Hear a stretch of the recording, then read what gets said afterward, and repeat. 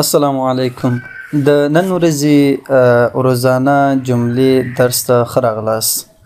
زه د ای لرنینګ پښتو انلاین پلیټفارم لخوا نه دغه ویډیو مخته وړم.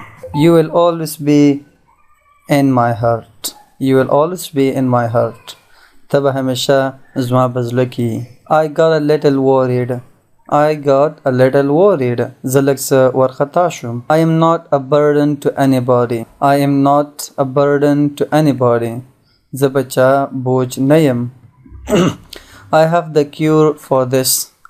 I have the cure for this. ما سره د دې علاج شته. May all your dreams come true.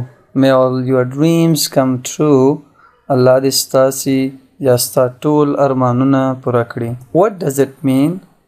What does it mean? د دې څه مطلب یا د دې څه معنا؟ You have destroyed my honor. You have destroyed my honor. تا زما عزت د خاورو سره دی خاورې کړل. I will file a case against you. I'll file a case against you. زه به ستا په خلاف عریضه وکړم. دا زموږ د نن ورځې درس. تر بیا ښې چارې.